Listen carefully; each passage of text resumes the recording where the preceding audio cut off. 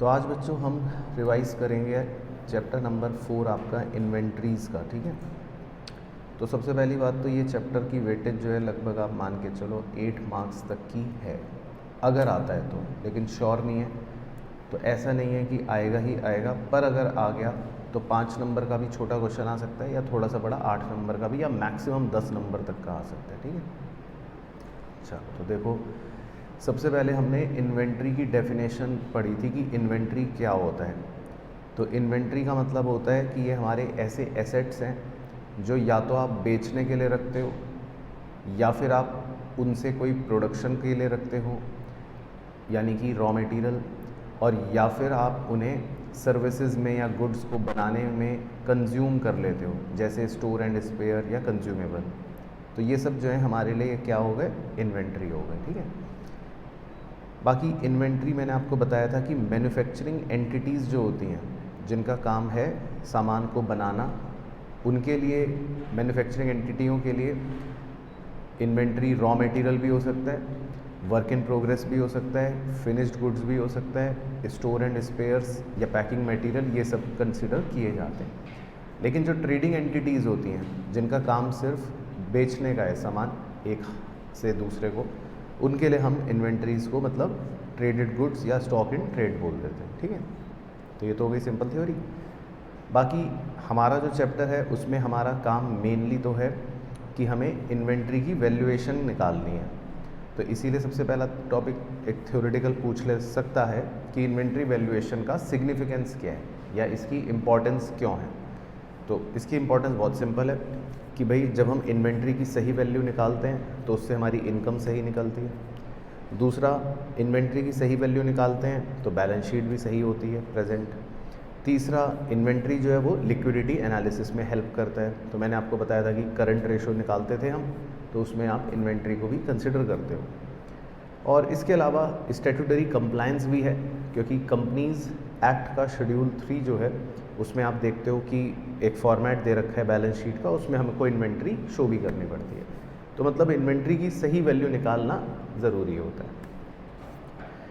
बाकी फिर मैंने आपको बताया था कि अगर हम क्लोजिंग इन्वेंट्री को ओवर वैल्यू कर देते हैं, यहाँ एक छोटा सा डेमो दिया था कि अगर आप अपने क्लोजिंग स्टॉक को ओवर वैल्यू कर दोगे तो उससे दो चीज़ें हो जाएंगी। एक तो आपकी जो इनकम है वो भी ओवर वैल्यू हो जाएगी, मतलब आपका जो प्रॉफिट है वो भी बढ़ जाएगा। तो यहाँ पर अगर आप देखो एक एरर करके दिखा रखा है कि अगर मैं क्लोजिंग स्टॉक को 2000 की बजाय 3000 लिख दूंगा तो फिर मेरा ग्रॉस प्रॉफिट जो है वो भी 6000 की बजाय 7000 आ जाएगा।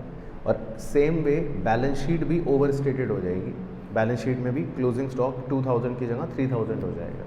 तो जब हम अपने क्लोजिंग स्टॉक को ओवर वैल्यू करते हैं तो उससे हमारे प्रॉफिट भी ओवर वैल्यू हो जाते हैं, हमारा एसेट भी ओवर वैल्यू हो जाता है ना, एंड वाइस वर्सा, कम करेंगे तो कम हो जाएगा।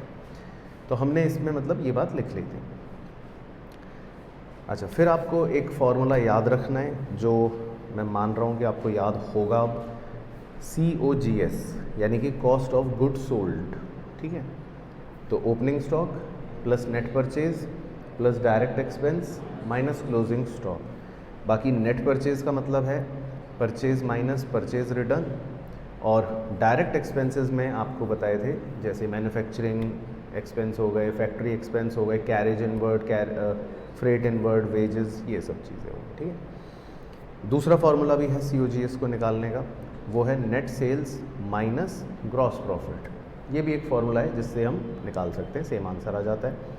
बाकी अगर ग्रॉस लॉस होगा तो फिर आप net sales plus gross loss कर दोगे तो भी आपका मतलब COGS आ जाएगा। तो इसको हमने एक डेमो से भी समझ लिया था कि आप अगर इसी एग्जांपल में देख लो, चाहे एक ट्रेडिंग अकाउंट बना हुआ है, तो अगर आप सेल्स माइनस ग्रॉस प्रॉफिट करोगे तो भी आपका COGS आ जाएगा।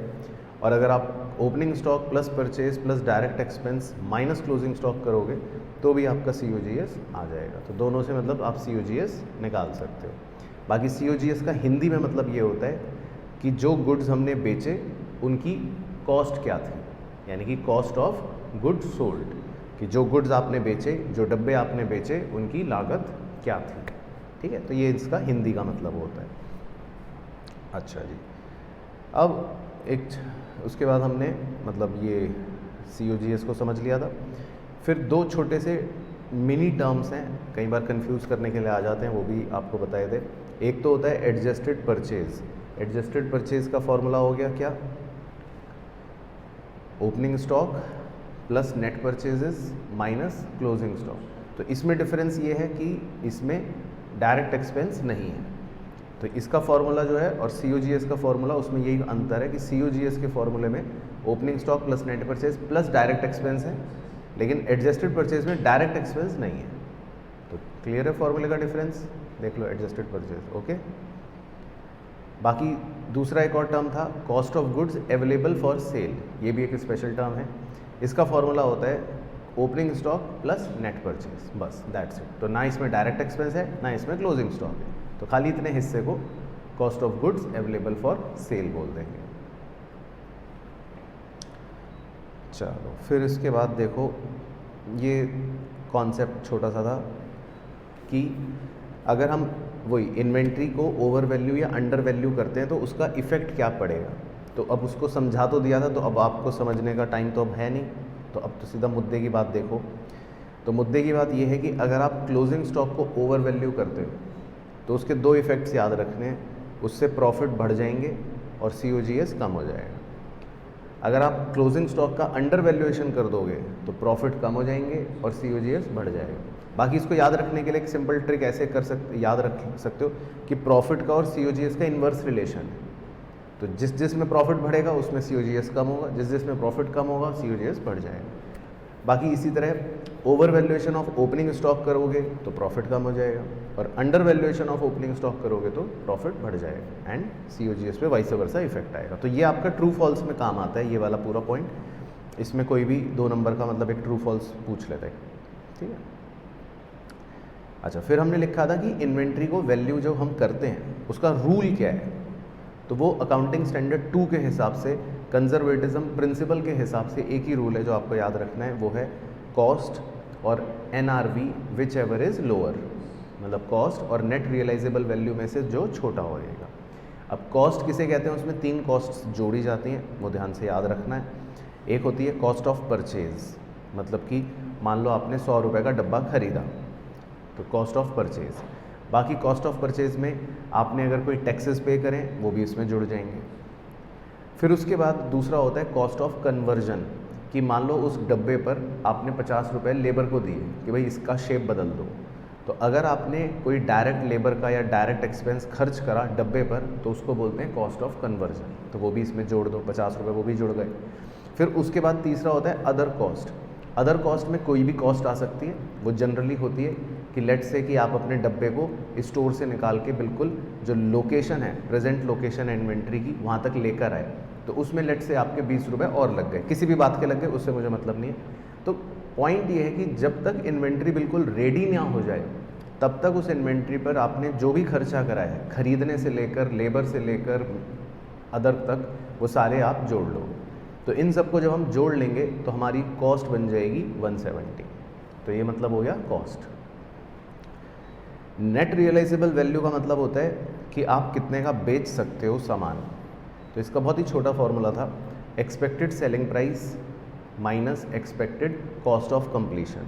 मतलब एक सिंपल से एग्जांपल से दोबारा समझ लेते हैं कि अगर आपको लग रहा है कि मेरा डब्बा 200 रुपये का बिकेगा तो ये है एक्सपेक्टेड सेलिंग प्राइस, लेकिन आपको पता है कि 10 रुपये इसमें मुझे शायद कमीशन के भी देने पड़ेंगे, तो ये भी आपको पता है खर्चा हो जाएगा। तो 200 रुपये में से 10 रुपये कमीशन के दे दोगे तो कितना बच गया, 190। तो हम कह देते हैं नेट रियलाइजेबल वैल्यू है 190। तो ये हमारी एक्सपेक्टेशन पर चलता है, ये ध्यान रखना है, ये रियलिटी नहीं है, ये हमें सिर्फ लग रहा होता है। तो नेट रियलाइजेबल वैल्यू जो है वो एक्सपेक्टेड होती है। तो हमारी कॉस्ट थी 170, NRV थी 190, तो हम इन्वेंट्री को किस पर वैल्यू कर देंगे, कॉस्ट पर। फिर उसके बाद हमने जो मेन लिखा था वो था इन्वेंट्री का वैल्यूएशन टेक्निक। तो हालांकि ये फ्लो चार्ट आपके लिए अभी कम रेलिवेंट है, लेकिन फिर भी जैसे इसमें 2 तरह की इन्वेंट्रियाँ होती हैं, एक होती है जो इंटरचेंजेबल नहीं है और एक होती है जो इंटरचेंजेबल है। इसका भी मैंने एग्जांपल दिया था। इंटरचेंजेबल नहीं है का मतलब है जैसे रोल्स रॉयस कंपनी वो गाड़ियाँ बना रही है, तो वो हर कस्टमर की अलग गाड़ी बनाती है, सचिन तेंदुलकर की अलग, अमिताभ बच्चन की अलग। लेकिन आप कोलगेट खरीदने जाते हो या साबुन खरीदने जाते हो, तो साबुन जो है वो सबका सेम ही बनता है। लक्स का साबुन जो होगा वो पूरे देश में सेम होगा, कोलगेट का जो पैकेट है वो पूरे देश में सेम होगा, तो वो इन्वेंट्री इंटरचेंजेबल होती है। तो जब रोल्स रॉयस वाली कहानी की हम बात करते हैं, मतलब इन्वेंट्री इज़ नॉट इंटरचेंजेबल, तो एक स्पेसिफिक आइडेंटिफिकेशन मेथड लगता है। ये एक थ्योरेटिकल मेथड है कि जिसकी गाड़ी को बनाने में जितना खर्चा आया वो उसकी कॉस्ट हो गई। तो अमिताभ बच्चन की गाड़ी बनी 5 करोड़ में तो वो उसकी कॉस्ट हो गई, क्रिस्टियानो रोनाल्डो की गाड़ी बनी 7 करोड़ में तो वो उसकी कॉस्ट हो गई, ठीक है। बाकी तो ये तो बेकार है। आपके मुद्दे के लिए मेथड जो है वो ये हैं 5, इनको घोट के पी के जाना है आपको। पहला है फीफो, दूसरा है लीफो, तीसरा है एवरेज प्राइस, चौथा है वेटेड एवरेज और पांचवा है एडजस्टेड सेलिंग प्राइस मेथड या रिटेल इन्वेंट्री मेथड। शुरू के 4 को हिस्टोरिकल कॉस्ट मेथड कहते हैं क्योंकि इसमें हमें कॉस्ट पता होती है, लेकिन आखिरी वाले में हमें कॉस्ट नहीं पता होती, उसमें हमें सेलिंग प्राइस पता होती है, इसीलिए उस आखिरी वाले को एडजस्टेड सेलिंग प्राइस मेथड कहते हैं। तो ये 5 मेथड जो है ये आपको मेनली पता होने चाहिए। चलो तो इनके बारे में 1 बाय 1 बता देता हूँ आपको कि किस मेथड में क्या है। तो पहले फीफो, लीफो, सिंपल एवरेज या वेटेड एवरेज जो है, इनका एक कॉन्सेप्ट रिवाइज़ करवा देता हूँ और इस एग्जाम्पल से ही रिवाइज़ करवा देता हूँ जो हमने पहले कर रखा है। तो देखिए जी, हमने 1 जनवरी को 2 डब्बे खरीदे 10 रुपये के, फिर 3 जनवरी को 3 डब्बे खरीदे 12 रुपये के, 5 जनवरी को 4 डब्बे खरीदे 14 रुपये के, 9 जनवरी को 1 डब्बा खरीदा 11 रुपये का, ठीक है। तो मैंने नीचे ड्राइंग भी बना रखी है कि किन किन डेट्स पर हमने कितने डब्बे खरीदे और कितने रुपए के रेट से खरीदे, ठीक है। अब 10 जनवरी को लेट से हमने 3 डब्बे बेच दिए, सेल कर दिए। तो फीफो मेथड के हिसाब से पहले, फीफो का मतलब है फर्स्ट इन फर्स्ट आउट, तो जब हम 3 डब्बे बेचेंगे फीफो मेथड के हिसाब से, तो कौन से 3 डब्बे बेचेंगे? 1 जनवरी वाले दोनों और एक 3 जनवरी वाला, ये बेच देंगे। तो क्लियर है कहानी। तो आपके जो बच गए डब्बे, जो भी बच गए, उनकी वैल्यू को जोड़ लोगे तो क्लोजिंग स्टॉक का आंसर आ जाएगा। तो फीफो मेथड तो यही है कि फर्स्ट इन फर्स्ट आउट, है ना। तो फीफो मेथड में आपने, अगर आप वैल्यू निकालोगे भी, तो 12 + 12 + 14 + 14 + 14 + 14 + 11, तो कितना आ जाएगा आंसर? 91। तो क्लियर है भाइयों। दूसरा मेथड होता है लीफो मेथड। लीफो मेथड में स्टोरी होती है लास्ट इन फर्स्ट आउट। तो जो डब्बे आपने सबसे आखिरी में ख़रीदे होंगे वो बेच दोगे, तो उसका मतलब है आप 9 जनवरी वाला और 2 डब्बे 5 जनवरी वाले बेच दोगे। तो इसका मतलब इस बार अगर आप देखोगे आपके पास अनसोल्ड स्टॉक क्या बच गया, तो जो शुरू से लेकर यहाँ तक के ये डब्बे हैं, अगर आप इनको जोड़ लोगे 10 + 10 + 12 + 12 + 12 + 14 + 14, तो कितना आ जाएगा? 84। तो लीफो मेथड के हिसाब से आपका क्लोजिंग स्टॉक आ जाएगा 84। तो क्लियर हो गया LIFO, last in first out. अच्छा, एक मेथड होता है सिंपल एवरेज मेथड। अब सिंपल एवरेज मेथड ये कहता है कि भाई देखो, जब हम अलग अलग रेट्स के डब्बे खरीदते हैं, एक डब्बे का रेट कितना था? 10, है ना। दूसरे डब्बों का रेट कितना था? 12। तीसरे डब्बों का रेट कितना था? 14। और चौथे डब्बों का रेट कितना था? 11। तो ये मेथड कहता है कि आपने अगर अलग अलग प्रकार के डब्बे खरीदे तो आप पहले उनके प्राइजेस का एवरेज निकाल लो। तो 10 + 12 + 14 + 11 का एवरेज निकालोगे डिवाइड बाय 4, तो आ जाएगा 11.7। समझ गए? तो इसको नाम ही इसलिए एवरेज प्राइस दिया है कि भाई आपको जो अलग अलग प्राइजेस हैं उनका एवरेज निकालना है। तो एवरेज प्राइस आ गया 11.7। और अब जितने भी डब्बे आपके अनसोल्ड बचे हैं, यानी कि जैसे हमारे एग्जांपल में 7 डब्बे अनसोल्ड हैं, तो हम उन 7 डब्बों की वैल्यू सीधा निकाल लेंगे एवरेज प्राइस के हिसाब से, वो आ जाएगा 82.25। तो ये मेथड हो गया एवरेज प्राइस। सेलिंग प्राइस का तो कोई रोल ही नहीं, क्योंकि हम किसकी वैल्यू निकाल रहे हैं? अनसोल्ड स्टॉक की। अब जो डब्बा आपने सेल कर दिया, अब वो चाहे 500 रुपये का बेचा हो, चाहे 500 करोड़ का बेचा हो, चाहे फ्री में दे दिया हो, उससे हमारी सेहत पे कोई फ़र्क नहीं पड़ेगा। क्लियर हो रहा है पॉइंट? क्योंकि जो डब्बे हम बेच रहे हैं उससे तो मुझे कोई मतलब ही नहीं। हमारा मतलब तो किन से होता है?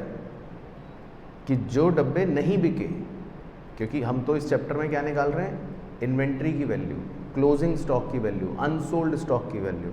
तो जो डब्बे आप बेच चुके उनसे मुझे कोई मतलब ही नहीं है, मुझे मतलब है कि हमारे पास जो 7 डब्बे बचे हैं उनकी क्या वैल्यू है। तो क्लियर हो गया? तो समझ आया जी युवराज भाई? अच्छा, लेकिन चौथा मेथड जो होता है वेटेड एवरेज मेथड, वो वेट्स को भी कंसिडर करता है, इसीलिए उसका नाम है वेटेड एवरेज। अब आपने 10 रुपए वाले कितने डब्बे खरीदे थे बताओ? 2। 12 रुपए वाले कितने डब्बे खरीदे थे? 3। 14 रुपए वाले कितने डब्बे खरीदे थे? 4। और 11 रुपए वाले कितने डब्बे खरीदे थे? 1।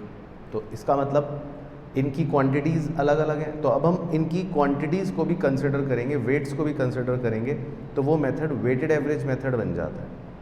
तो वेटेड एवरेज कैसे निकालते हैं, अभी बचपन में पढ़ रखा है आपने।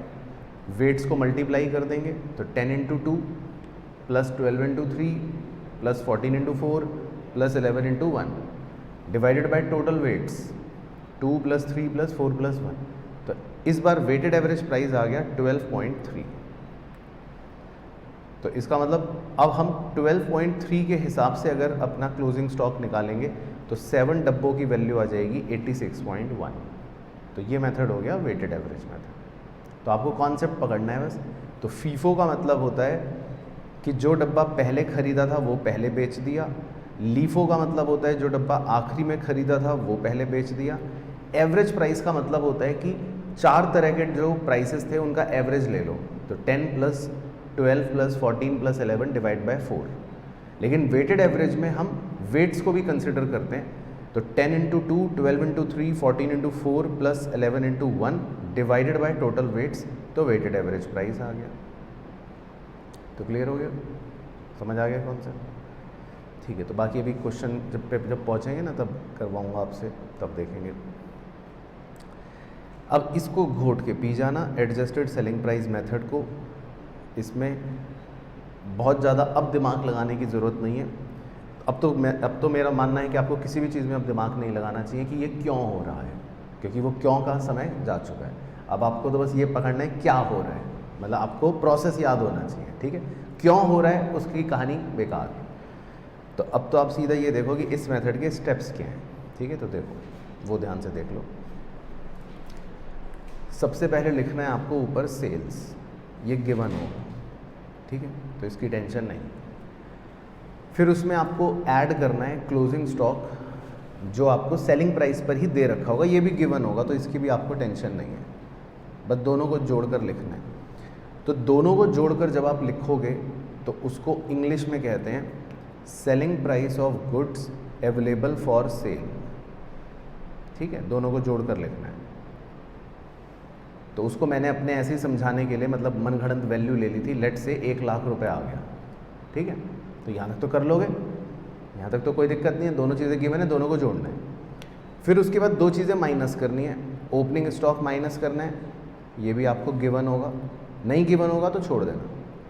फिर आपको परचेजेस माइनस करनी है, ये भी आपको गिवन होगी, तो कोई टेंशन नहीं है, ये भी ओके हो गया। तो माइनस करके जो आंसर आएगा आपका उसको बोलते हैं ग्रॉस मार्जिन। तो मान लो मैंने मनगढ़ंत फिगर लिख रखी है, वो ग्रॉस मार्जिन आ गया लेट से 20,000 माइनस कर। ठीक है, तो क्या स्टेप बन गया याद रख लो, sales plus closing stock at selling price, ये दोनों जोड़े तो एक आंसर आ गया। फिर माइनस करा ओपनिंग स्टॉक, माइनस करा परचेज, तो आ गया ग्रॉस मार्जिन। बस हम यहाँ तक पहुँच गए। ठीक है, अब आपको ग्रॉस मार्जिन की परसेंटेज निकालनी है, ये स्टेप क्रूशल है। तो ग्रॉस मार्जिन की परसेंटेज कैसे निकालोगे आप? जो आपका बी ग्रॉस मार्जिन आंसर आया था 20,000, उसे न्यूमरेटर में लिखो। जो ऊपर आपका आंसर था ए 1 लाख, उसे डिनोमिनेटर में लिखो और इनटू 100 कर दो। तो जैसे हमारी मनगढ़ंत फिगर्स में अगर आप 20,000 को न्यूमरेटर में रखते हो, 1 लाख रुपए को डिनोमिनेटर में रखते हो और इनटू 100 करते हो, तो कितने परसेंट आ जाएगा? निकालो। 20,000 डिवाइडेड बाय 1 लाख इंटू 100, 20% आ जाएगा। तो ये निकालना मतलब आपने एक तरह से 95% क्वेश्चन सॉल्व कर लिया। तो यहाँ तक पहुँच गए, 20% निकाल लिया।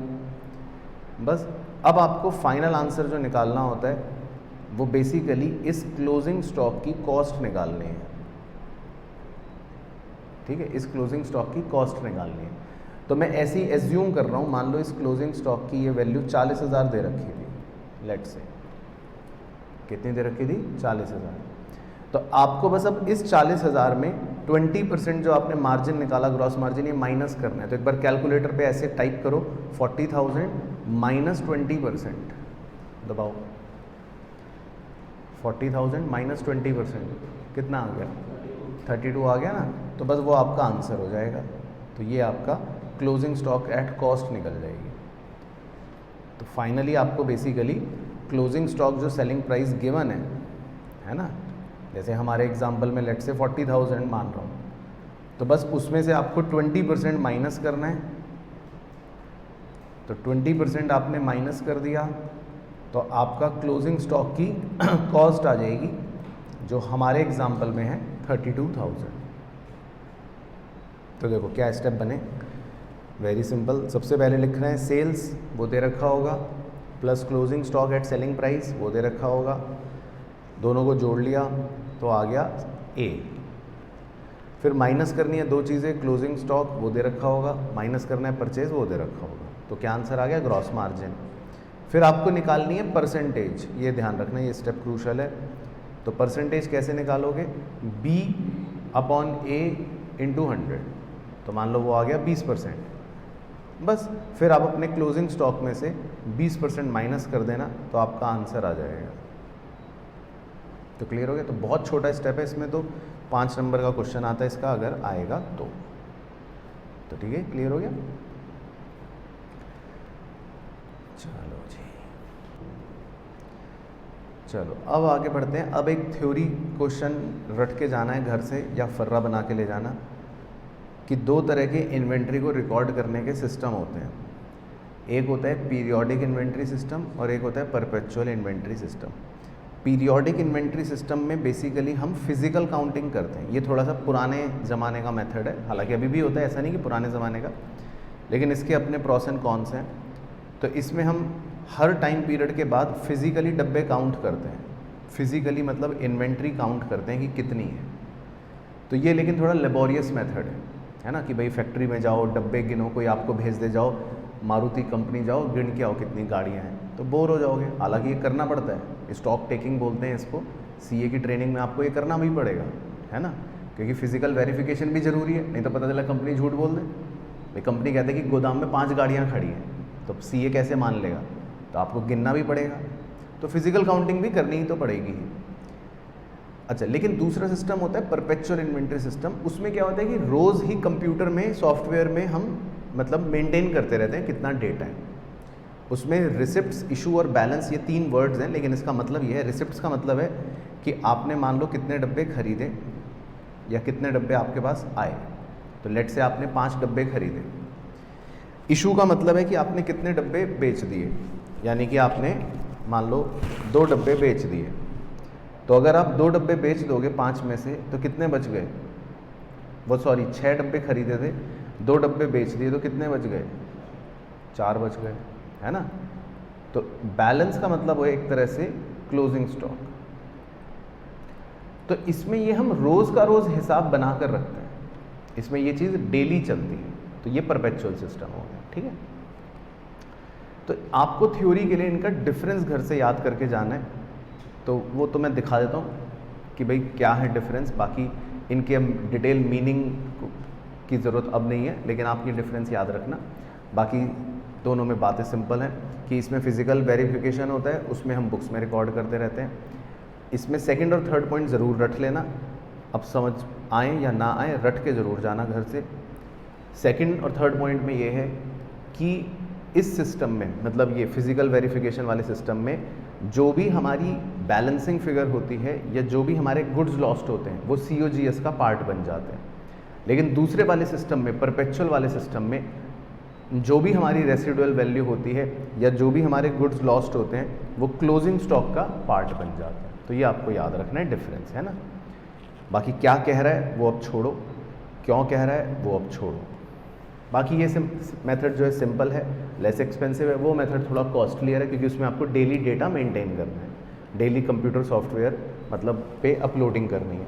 और इस मेथड को हम फिज़िकल वेरिफिकेशन वाला या स्टॉक टेकिंग भी कहते हैं। और वो जो है वो थोड़ा सा मतलब बिजनेस ऑपरेशंस को अफेक्ट नहीं करता क्योंकि उसमें कोई फिजिकल काउंटिंग नहीं करनी होती। बस तो ये मतलब होता है, ठीक है ना। बाकी मैंने आपको समझाया था कि क्या मतलब है, लेकिन अब समझने का समय गया।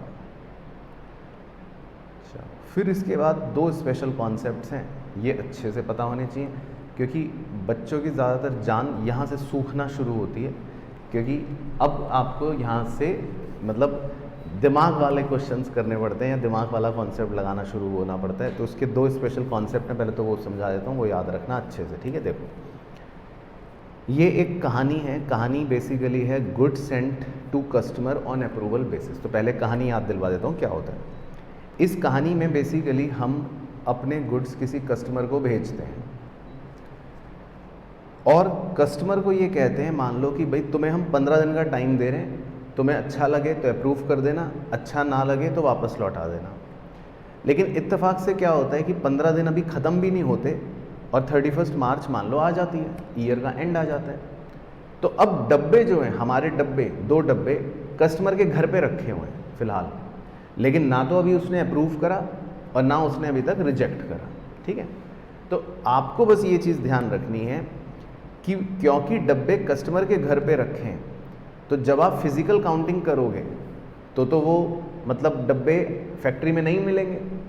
तो मान लो आप फैक्ट्री गए और आपने फैक्ट्री के अंदर फिज़िकल काउंटिंग करी, लेट से ये फैक्ट्री है, तो फैक्ट्री में जब आपने फिज़िकल काउंटिंग करी तो आपको कितने डब्बे मिले? सिर्फ 73, ठीक है।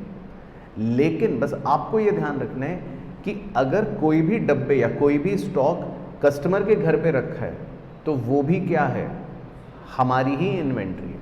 तो हम उसको बोलते हैं कि वो अभी भी हमारी ही इन्वेंट्री मानी जाएगी, यानी कि उसको स्टॉक विद कस्टमर बोलते हैं। तो ये मेन कॉन्सेप्ट आपको सिखाया था कि उन 2 डब्बों को भी हम अपना ही क्लोजिंग स्टॉक कंसिडर करते हैं, तो उन दोनों डब्बों की भी कॉस्ट जो है वो हमारी ही इन्वेंट्री का पार्ट बनेगी। ये है मुद्दा, समझ गए। तो इस पूरी कहानी में मतलब बस आपको ये ध्यान रखना है, वो बादल में भी लिखा है कि 2 डब्बे कस्टमर के घर में हैं पर फिर भी कंसिडर्ड एज, फिर भी हम उसको क्या मानते हैं? अपना क्लोजिंग स्टॉक मानते हैं। तो ये ध्यान रखना है। तो क्लियर हो गया? अच्छा, इसी तरह एक दूसरी सेम कहानी होती है, वो होती है कंसाइनर और कंसाइनी की। तो कंसाइनर और कंसाइनी क्या होते हैं? एक सिंपल कॉन्सेप्ट है कि भाई कंसाइनर मतलब एक मालिक होता है, वो अपना सामान बेचने के लिए किसी कंसाइनी को देता है, नौकर को देता है। अब नौकर के पास उसने सारा सामान भेज दिया, लेकिन लेट्स एज्यूम कि नौकर के पास 3 डब्बे ब्लू कलर बना रखे हैं, 3 डब्बे अनसोल्ड रह गए। अब आप मालिक की फैक्ट्री में गए फिजिकल काउंटिंग करने, तो वहाँ पर आपको मिले 73 बॉक्सेस। तो यहाँ पे भी यही पॉइंट है कि जो 3 डब्बे नौकर के पास रखे हैं जो वो अनसोल्ड हैं, उन्हें भी हम क्या कंसिडर करेंगे? अपना क्लोजिंग स्टॉक।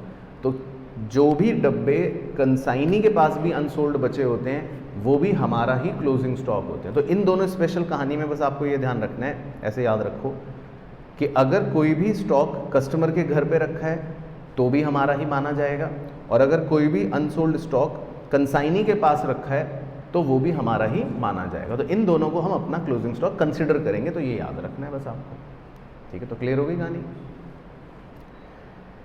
बाकी तो फिर एनालिसिस था जो मतलब दोबारा से देख लेते हैं, लेकिन इसके क्वेश्चंस जो होते हैं वो मतलब आपको एनालिसिस करके ही करने पड़ेंगे, उसका कोई शॉर्टकट नहीं है रटने का। बाकी रटने वाले बच्चे रटते भी हैं और सही भी हो जाता है, वो आपकी चॉइस है।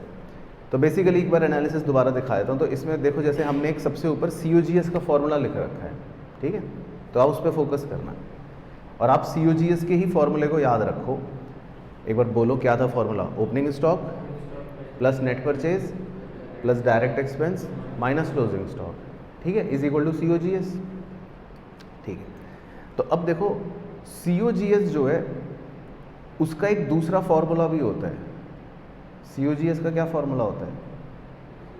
Net sales minus gross profit. तो बेसिकली जो ऊपर वाली इक्वेशन है उसमें उसी को आपको यूज़ करना है। जैसे मान लो जो ऊपर वाली इक्वेशन है, ऐसे एज्यूम करो कि अगर मैं आपको ओपनिंग स्टॉक दे देता हूँ, नेट परचेज दे देता हूँ, डायरेक्ट एक्सपेंस दे देता हूँ, क्लोजिंग स्टॉक दे देता हूँ, तो आप COGS निकाल लोगे।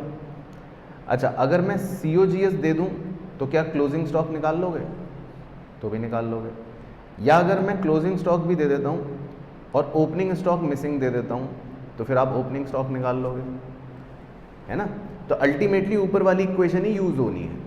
अब किसी किसी क्वेश्चन में वो ओपनिंग स्टॉक निकलवाएगा, किसी किसी क्वेश्चन में वो क्लोजिंग स्टॉक निकलवाएगा, और वो बस ऐसे करेगा आपसे जनरली।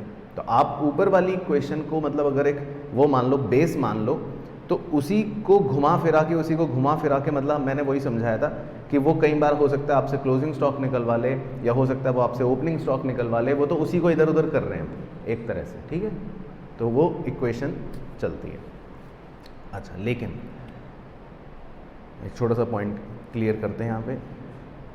लेट्स से आप इस इक्वेशन को ही मान लो कि आप ओपनिंग स्टॉक कैलकुलेट कर रहे हो, ठीक है।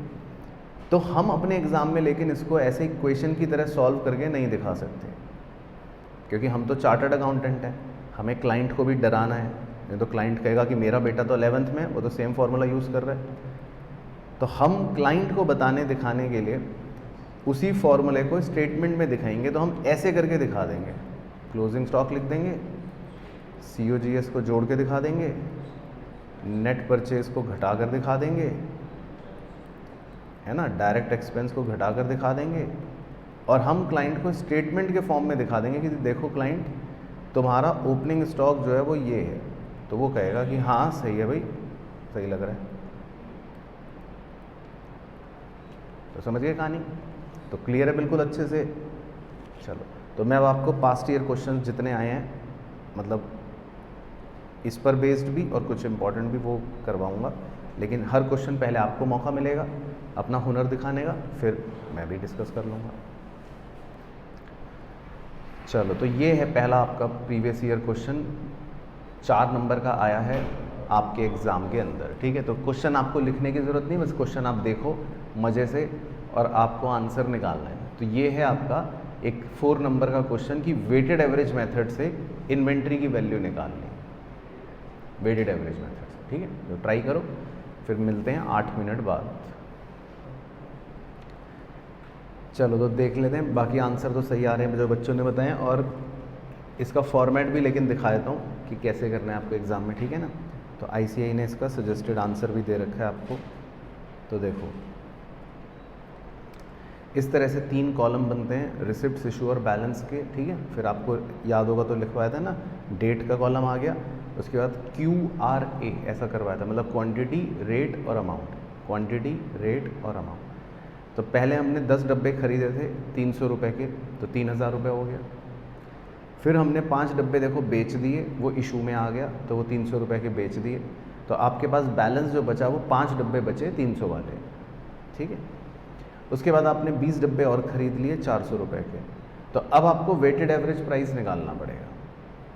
तो ये मैंने आपको बताया था कि भाई उसने अगर 5 डब्बे खरीदे थे 300 वाले बैलेंस, तो 1500 बचा था उसके पास, और 20 डब्बे उसने खरीद लिए 400 वाले, तो 8000 हो गया था।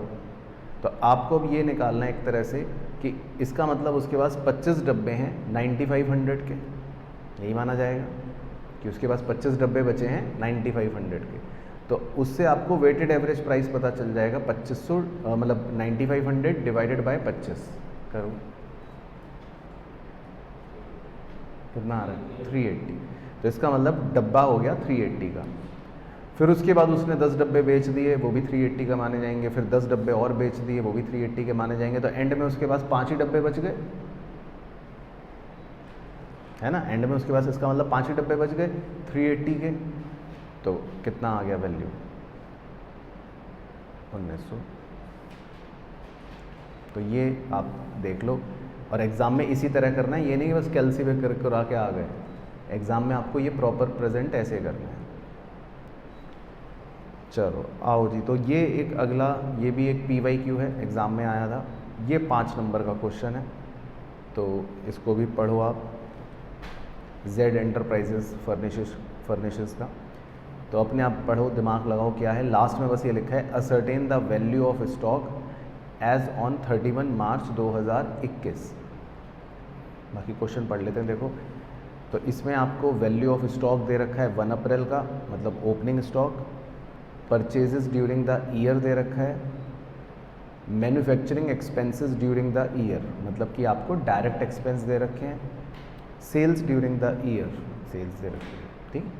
बाकी नीचे लिखा है at the time of valuing stock on 31 March 2020, मतलब पिछले साल का, a sum of 2,40,000 was return of for a particular item which was originally purchased for 8 lakh रुपए। This item was sold during the year ended 31 March 2021 for 6,40,000।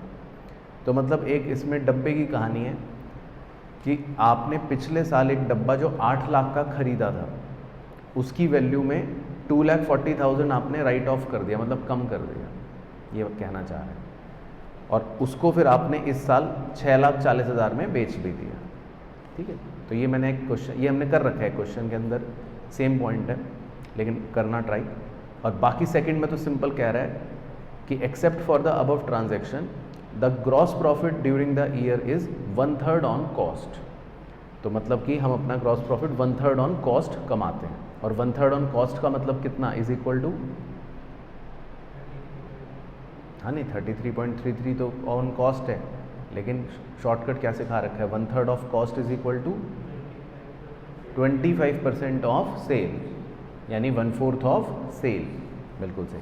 तो gross profit जो है आपको 1/3 of cost दे रखा है, तो it is also equal to 1/4 of cell.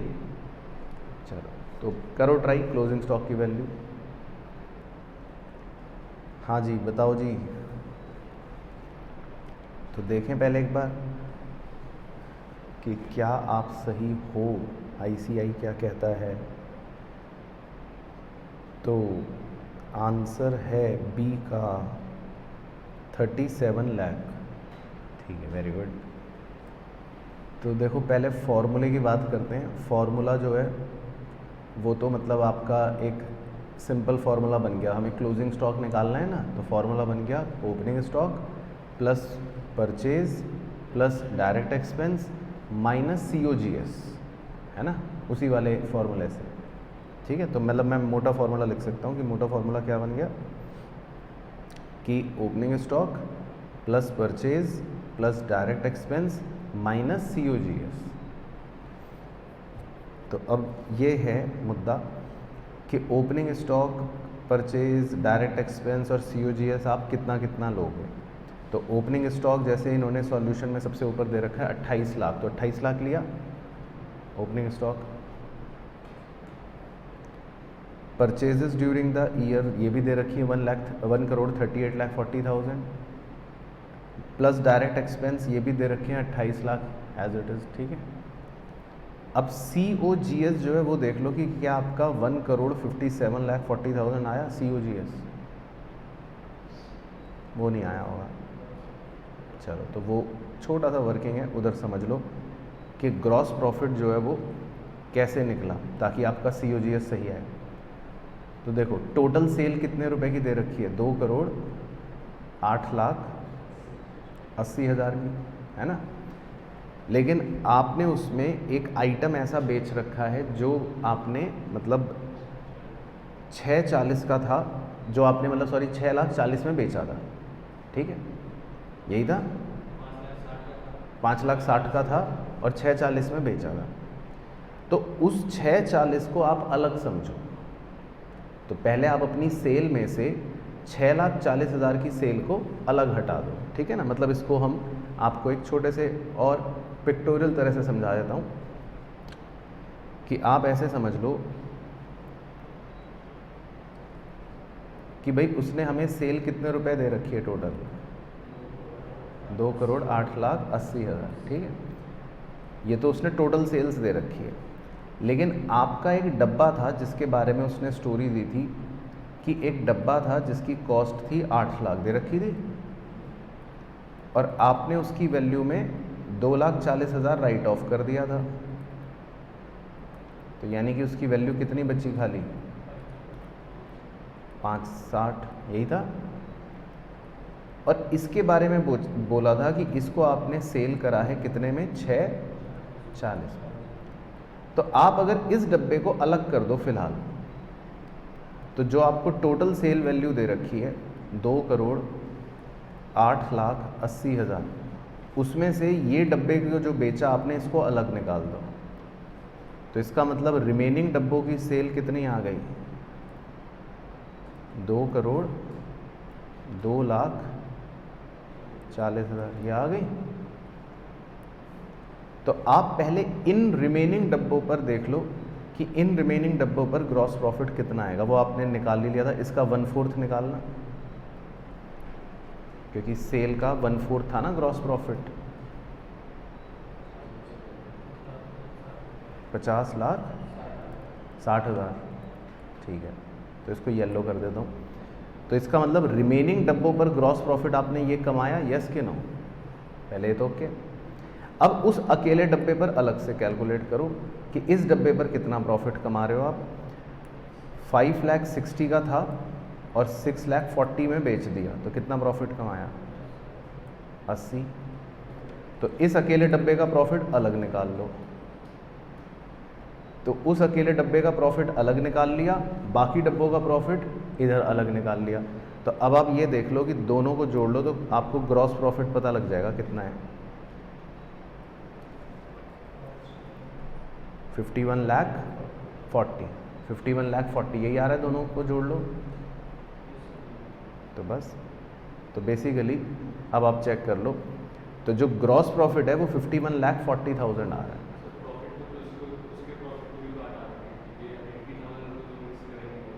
हाँ तो हट गया ना, तो टोटल प्रॉफिट हट गया, 80 भी हट गया और 5,40,000 भी हट गया। तो दोनों प्रॉफिट हट गए। ये देखो, अगर आप ऊपर देखोगे सेल में से उसने ग्रॉस प्रॉफिट लेस कर रखा है ना, ऊपर वाले शेड्यूल में देखना।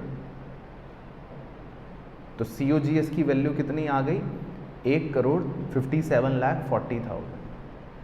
तो मतलब आपका स्टेटमेंट जो है फाइनल आंसर वो ये है, opening stock 28 lakh plus purchase 1,38,40,000 plus direct expense 28 lakh minus COGS, और COGS कितना, 1,57,40,000।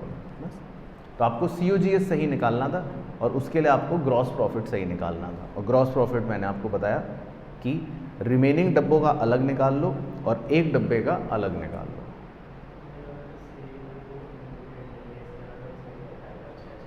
नहीं, वो घटाएगा ना, क्योंकि वो तो टोटल सेल थी।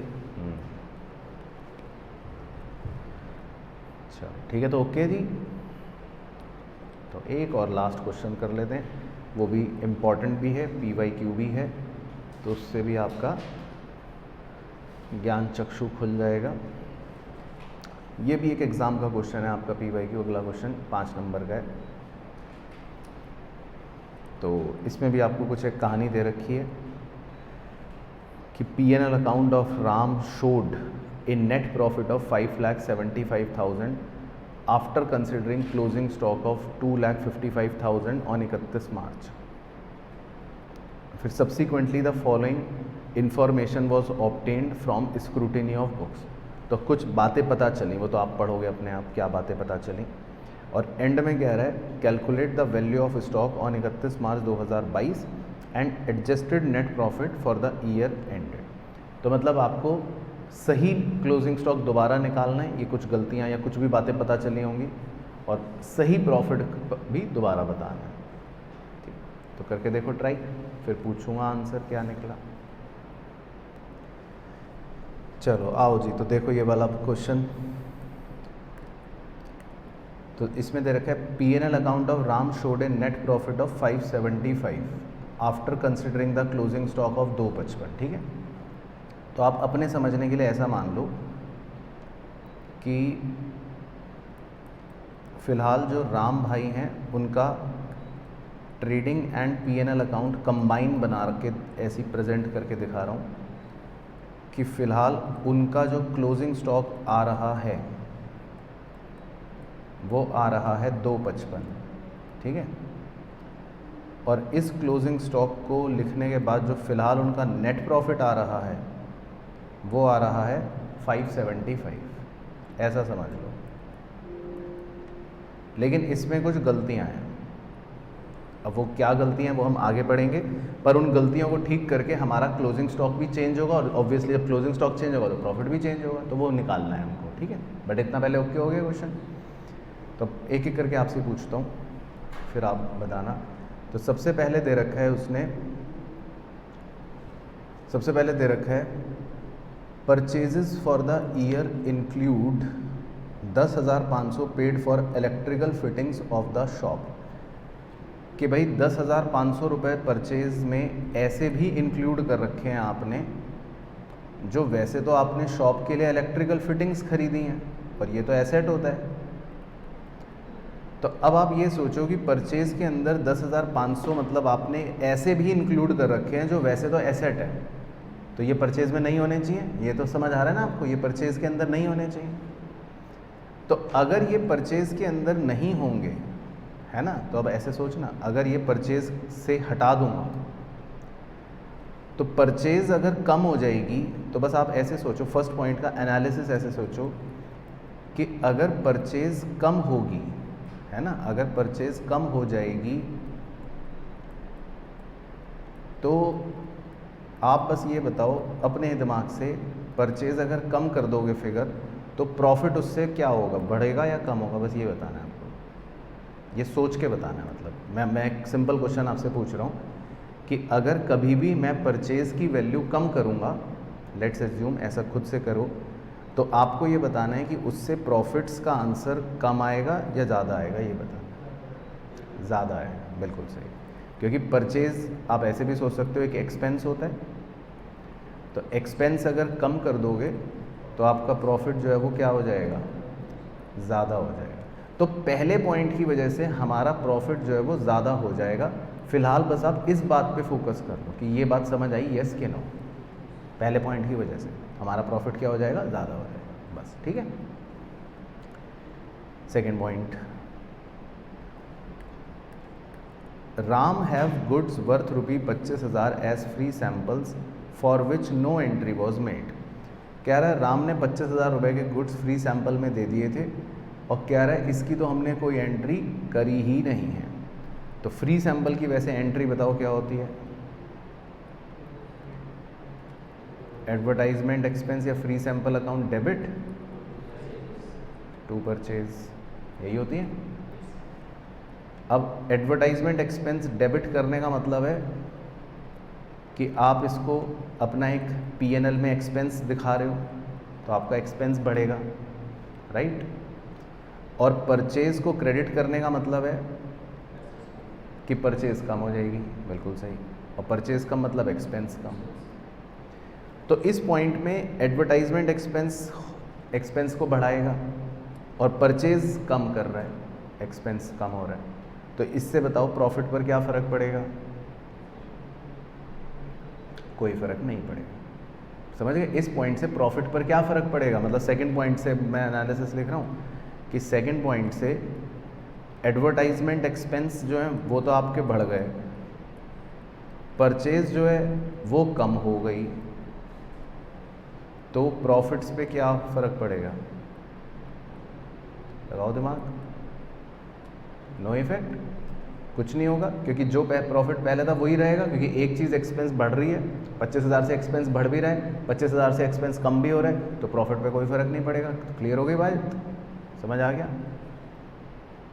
तो सेकंड पॉइंट का तो प्रॉफिट पर कोई फ़र्क नहीं पड़ेगा। उसके बाद third point, invoices for the goods amounting to 1,85,000 रुपये have been entered on 29 March but were not included in stock. तो कह रहे हैं देखो हमारे पास गुड्स आ गए और उनके इनवॉइसेस भी मतलब हमने रिकॉर्ड कर लिए 29 मार्च को, लेकिन कह रहा है कि बस हमने उसको स्टॉक में नहीं शो करा, स्टॉक में इंक्लूड नहीं करा, ठीक है। तो अब अगर आप इसको स्टॉक में इंक्लूड करोगे, जो करना तो चाहिए क्योंकि गुड्स का इनवॉइस तो आ गया 29 मार्च को ही, तो आपको इसको अपने स्टॉक में इंक्लूड करना चाहिए। तो बस आप ये बताओ कि थर्ड पॉइंट की वजह से अगर आपका क्लोजिंग स्टॉक 1,85,000 बढ़ेगा मान लो, तो प्रॉफिट्स क्या होंगे? बढ़ जाएंगे। Very good. तो प्रॉफिट भी क्या हो जाएगा? ज़्यादा हो जाएगा कि नहीं? बस आपको लॉजिकली भी ये सोचना है कि हर ट्रांजैक्शन से प्रॉफिट पर क्या फ़र्क पड़ रहा है या पड़ेगा। तो थर्ड पॉइंट से अगर आप क्लोजिंग स्टॉक को बढ़ाओगे तो प्रॉफिट भी बढ़ेंगे, राइट? ठीक है। उसके बाद फोर्थ पॉइंट देखो, उसका एनालिसिस। फोर्थ पॉइंट में लिखा है sales amounting to 2,05,000 were dispatched on 27 March but were included in the sales of April 2022। तो कह रहे हैं हमने वैसे सेल तो कर दी और गुड्स मतलब गुड्स 27 मार्च को डिस्पैच भी कर दिए, लेकिन सेल हमने गलती से अप्रैल के महीने में इंक्लूड कर रखी है, तो गलती होगी। तो सेल तो आपको इंक्लूड करनी पड़ेगी मार्च में ही।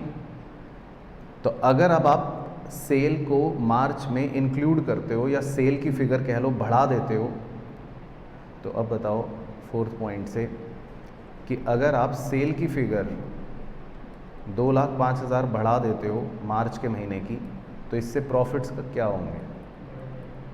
प्रॉफिट्स भी बढ़ जाएंगे, क्योंकि सेल बढ़ाते ही प्रॉफिट भी बढ़ेगा। फिर भाई ओके है कहानी। उसके बाद फिफ्थ पॉइंट, गुड्स कॉस्टिंग 55,000 रुपये वर सेंट ऑन सेल और return basis in March at a margin of 33 1/3% है वो ऑन कॉस्ट, मतलब 1/3। Approval was given in April but these were considered as a sales in March. तो कह रहे हैं हमने 55,000 के जो गुड्स हैं वो अप्रूवल बेसिस पर भेजे थे। तो पहले तो आप 55,000 गुड्स की कॉस्ट दे रखी है, इसमें 1/3 जोड़ना ताकि सेल वैल्यू पता चले।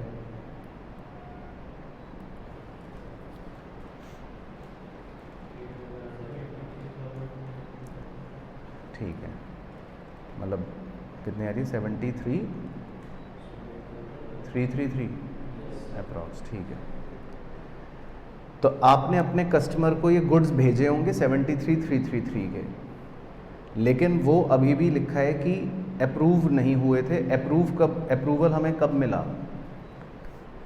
अप्रैल के महीने में। तो मतलब मार्च में तो अप्रूव नहीं हुए। और हमने देखो क्या गलती कर रखी है, आगे गलती पढ़ो, ब्लू कलर कर रहा हूँ। कह रहा but these were considered as sales in March 2022। तो इसका मतलब हमने मार्च में इसको फालतू में सेल्स मान लिया। ये सेल्स तो नहीं है मार्च की, क्योंकि अप्रूवल कब मिला है कस्टमर से? अप्रैल में।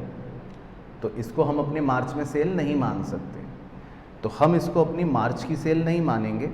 तो अगर आप 73,333 को सेल नहीं मानोगे, या मतलब मैं ऐसे लिख देता हूँ कि आप अगर सेल को कम करोगे 73,333 से, अगर आप सेल कम करोगे तो बताओ प्रॉफिट क्या होंगे?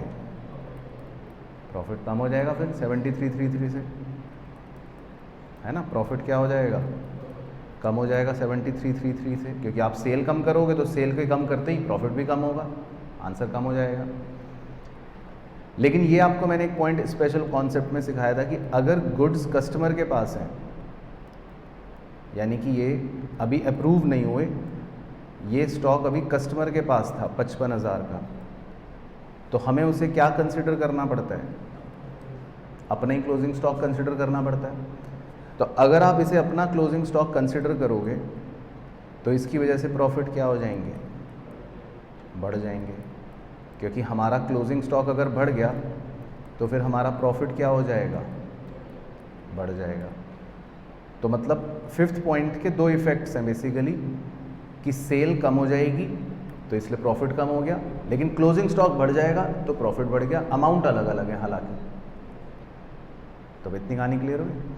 तो अब अगर मैं इतनी कहानी से पहले अब आपको ये निकाल के ही दिखाऊं दूं कि प्रॉफिट पर क्या क्या फ़र्क पड़ा, तो आप कैलकुलेटर निकाल लो, मैं ओरली आपके साथ सॉल्व कर लूँगा। तो हमारा प्रॉफिट पहले कितना आ रहा था? 575 आ रहा था, है ना? तो अब देखो पॉइंट वाइज पॉइंट कर रहा हूँ। तो पहले पॉइंट में आपने लिखा कि प्रॉफिट बढ़ जाएगा, तो पहले पॉइंट में कितना अमाउंट था 10,500, तो आप कैलसी पे प्लस कर दो, कर दिया।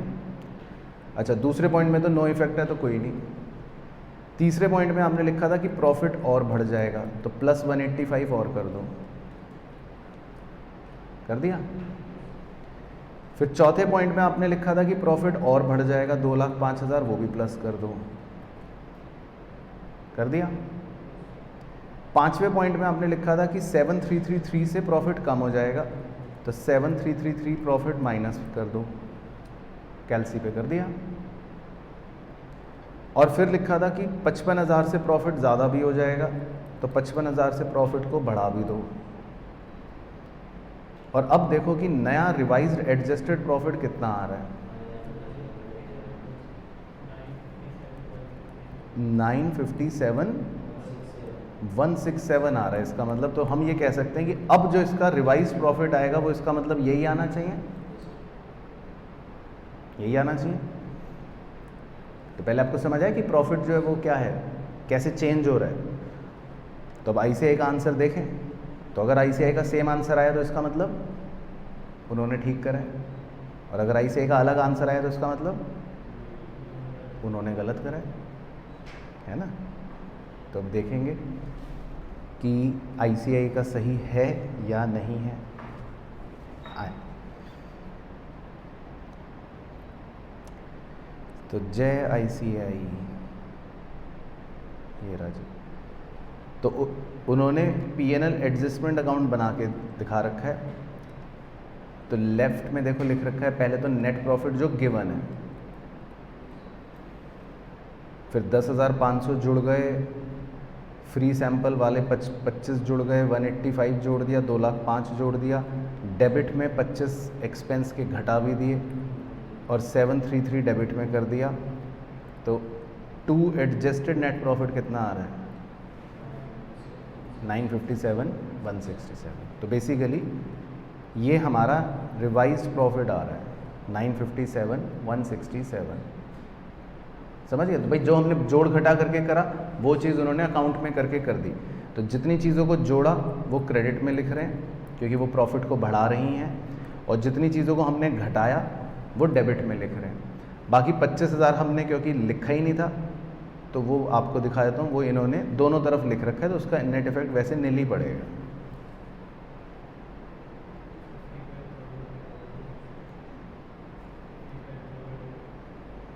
$55 ये रहा ना दोस्त, ठीक है। तो ऐसे थोड़ी ना तो एडजस्टेड नेट प्रॉफिट जो है वो आपका मतलब सही आ रहा है और हमारा भी सही आ रहा है, इनका भी सही है। पर अब लॉजिक समझिए, पूरा खेल जो था वो ये था कि प्रॉफिट नया क्या होगा। तो हमें हर ट्रांजैक्शन का बेसिकली ये इफेक्ट देखना था कि प्रॉफिट में उससे क्या फ़र्क पड़ रहा है, और प्रॉफिट के फ़र्क के हिसाब से फिर एडजस्टेड नेट प्रॉफिट ये निकला। अच्छा, बाकी क्लोजिंग स्टॉक की वैल्यूएशन देख लेते हैं। वो छोटी थी, वो सिंपल भी थी। तो हमें स्टॉक तो कितना दे रखा था, 255 का बस। तो हमें दो चीज़ें और इसमें स्टॉक में कंसिडर करनी थी, क्योंकि दो ही पॉइंट्स थे जो स्टॉक से रिलेटेड थे। एक तो जो हमने गुड्स खरीदे थे और लिखा था ना कि वो उसने स्टॉक में इंक्लूड नहीं करा, इनवॉइस तो आ गए थे लेकिन इंक्लूड नहीं करा, तो एक तो वो भी मान लेंगे।